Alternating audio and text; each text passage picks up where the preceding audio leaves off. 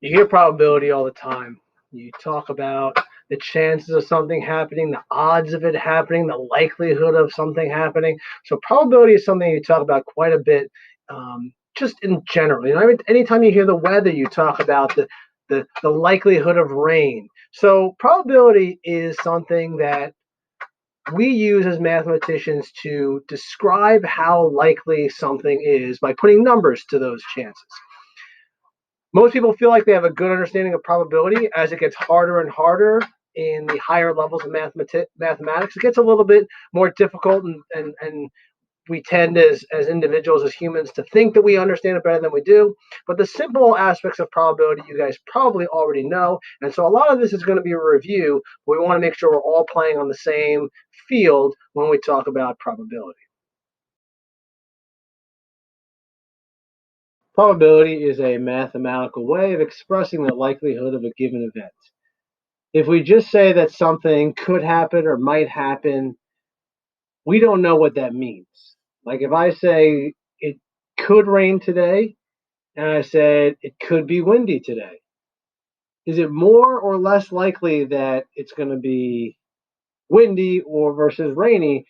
We don't know because everyone's definition of could happen. Like when you ask your parents, hey, could we go get ice cream after the game? And they say maybe. We all know that that maybe means no. So everyone's maybe means different things at different times. So unless we ask your parents to put numbers to getting ice cream after the game, we don't actually have a way of comparing or truly knowing how possible something is. So we talk about the likelihood of rain, the chance of rolling a four, the odds. That's all probability type things. So when we talk about what probability is, it's actually a ratio of favorable outcomes to total outcomes. And that's the formula. Before we get into the formula too much, let's talk about how we can talk about the likelihood of some using some actual better words and putting them on a spectrum of possible to not possible. Probability is always measured on a scale from 0 to 1, where 0 means there is no chance it's going to happen, 0% chance of something happening, and 1 being, of course, 100% chance of that happening because it's definitely going to happen. If something has a 0% chance, we could say that it is impossible and never going to happen. If something has a 100% chance of happening, it'd be the opposite of impossible, which is definitely going to happen, or certain, or a guarantee that it's going to happen. So 100%, count on it. You can't say more than 100%. That's mathematically not possible. Now, if we go straight down the middle to 1/2, that's like a coin flip. That's equally likely. Could happen, could not happen. And then 1/4 or 25% and 3/4 or 75% is somewhere in between. So 1/4 is obviously on the less likely side of things happening. We'd call that maybe, possibly, and unlikely. As opposed to 3 out of 4 chance, which means you have more that could happen than could not happen, we'd say probably or likely. What's what we call those two things. So if we talk about likelihood of rain this week, we'd have to look and see the forecast. If the forecast for your area said 60% chance, we would say that it is likely because it's more than not. If we talk about chance of rolling a 4, well, we use a normal number cube. There are 6 numbers on a number cube, and only one of them is the number 4. You only have one possibilities out of 6. That would be a unlikely type situation. I mean, it's actually less than 25%, but we put in the unlikely, which has a little bit of a range from like here to here. Probability of seeing a penguin driving a car in Texas, we put that more towards the impossible never, although it could happen. It could be someone in a mascot. So the words we could use to describe after we find some numbers to deal with it. If we had a coin flip, what's the probability of flipping a heads? We could say the probability of flipping a heads would be equally likely because it could be heads or it could be tails, assuming that it doesn't land on its side.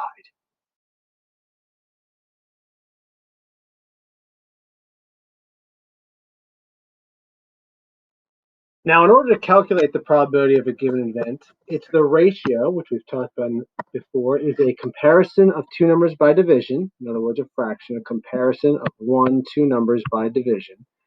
So the probability is a ratio of the favorable outcomes to the total outcomes. In other words, it's the way to be successful, success, out of the total things that could happen. It's a ratio. We could turn this fraction into a decimal, then into a percent. If you see it written out, it could say the probability of some event E, where E is maybe rain, E is rolling a 4, E is flipping a heads. We write the P of E, or the probability of some event E. So if it's the probability of getting a heads, we write the probability of getting a heads. If it's the probability of rolling the number 4, we say the probability of rolling a number 4 is equal to the ways that we could be successful. Yes, we got E to happen out of the total things that could happen, including being successful with E. So here's a spinner, pretty straightforward. In order to find the probability of green, there are 1, 2, 3, 4, 5 equally likely sections. So there are 5 total things that could happen. Out of those 5 total, how many would we consider a success? Yes, I spun the spinner and it landed on the green. Well, there's 3 out of 5, which if you turn into a decimal is 0.6. If you move the decimal twice, that's 60%. So it's likely because it's greater than 50%. Probability of blue, again, there are 5 total things. Out of those 5, how many are blue? 1, which as a decimal is, we would divide. We get 2/10, which is equal to 20%, which is unlikely. Probability of yellow, again, there are 5 total things that could happen, 5 sections. Out of those 5, how many are yellow? How many would be successful? None, which is, of course, 0% and impossible. Probability of red is the exact same as the probability of blue because it's 1 out of 5, so it's also the same thing. If there was a bag filled with marbles, we would first have to determine how many possible marbles there are. We'd add them up. That's 2, so 12, 16, 19, 20. There are 20 possible outcomes. So all of our fractions are going to be out of 20. What's the probability that you choose a white? Well, out of the 20 possible outcomes, there is 2 white, so it's 2 out of 20, which is 1/10 or 0.1, 1/10 or 10%, quite unlikely. We could do the same thing. One of the ones I want to focus in on is probably it's not yellow. So out of 20, how many are not yellow? Well, you can add up all the ones that are not yellow, or you can think if 4 are yellow, that means the remaining 16 are not yellow, which of course is 80%, 0.8 80%. So it is likely that you choose not a yellow. Red or blue, again, out of 20, how many would I consider a success? If I get red, yes. If I get blue, also yes, which is blue plus red, or 11 out of 20, which is 0.55, or slightly more than, slightly more than equally likely, so not 50%, 55%, slightly more than that. Just as a thought experiment, if I happen to now add 5 more in here, 5 more hot pink, now it's not 20, now there are actually 25 total things that can happen. So all of these probabilities are going to go down because I've now increased the stuff that gets in the way of getting the color I'm looking for. So probability of getting a white goes from 2 out of 20 to 2 out of 25, which means now it's actually a 0.08 or 8% chance. It went from a 10% chance to an 8% chance because I'm adding something that gets in the way of getting the white marbles or the black marbles or the yellow marbles that I want. The only one that's actually going to go up in chances is D, because hot pinks are not yellows. So I've increased the number of things that would work for choice D. Suppose a number cube is rolled, which means there are 6 outcomes. Out of those 6, what's the probability that's an even? Well, as you know, in a number cube, there's the number 1, the number 2, the number 3, the number 4, the number 5, and the number 6. So out of those 6, how many are evens? 2, 4, and 6 are 3 out of 6, which is a 50-50 shot, equally likely. But I do want to talk about this next concept because you may see the term multiple listed. So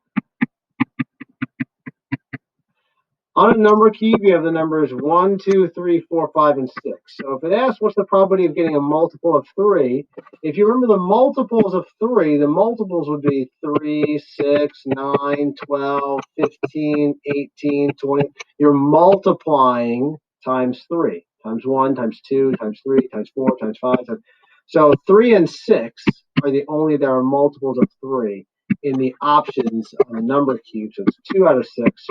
Or 1/3, which is 33.3 repeating percent. Don't forget the repeating bar. Last thing for me to touch on is a deck of cards, just in case you see it. Just so you know, in the deck of cards, there are 4 different kinds of suits. There are 52 cards, 13 of each of the 4 different suits. So there are 14 diamonds, 14 hearts, 14 clubs, and 14 spades. So if they ask you the probability of diamond, there are 13 diamonds out of 52, which is 1/4, which kind of makes sense because there are 4 possibilities. You got a 1 in 4 shot of getting that one. So just in case they ask you about what's called the suit, there's 52 cards in the deck, and there's 13 of each of those.